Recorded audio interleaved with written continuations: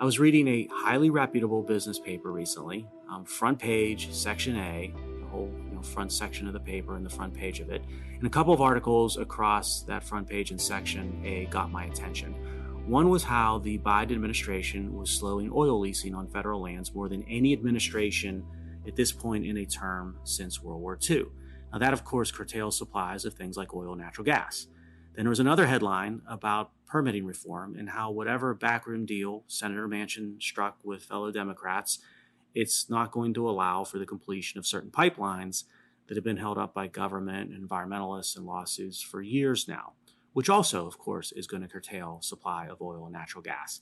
And then there was another headline, an article, about how California and the Biden administration, they're issuing all kinds of new climate policies and regulations to officially save the planet, but in reality do nothing but harm quality of life.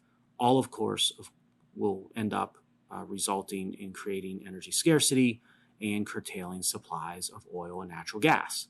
But then the last article that I read got my attention, which was more of an analysis, I'll call it, by a journalist and an economist.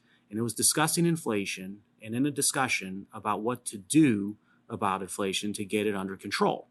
And the author referenced the price of natural gas being a problem when it comes to inflation and recession risk, and how the high price of natural gas was caused by what he pegged, quote, an artificial shortage of natural gas engineered by Putin, end quote. What? Wait a minute.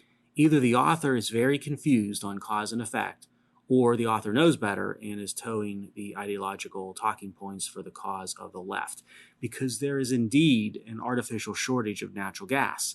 But Putin is not the cause of it. He's a symptom, just like the artificial shortage of natural gas is a result of the same thing. And that thing is climate energy policies and actions that the other articles referenced in their totality, cumulatively, having an intended impact. And what are the intended impacts? Well, it's impacts on natural gas and oil supply, on energy costs, on geopolitical volatility and insecurity, on warmongering, on inflation, and on recession risk.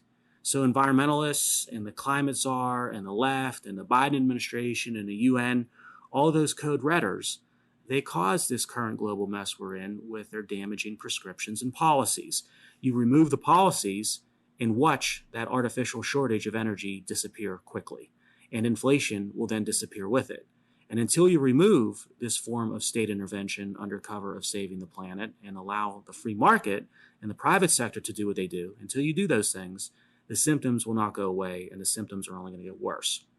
So maybe the author is showing us with sort of this, shoddy analysis, what happens these days when you mix biased journalism with stacked economics. One section of one day's paper sort of summed up the entire climate policy scheme in a very neat package, if you are able and willing to look across articles and start to connect them together.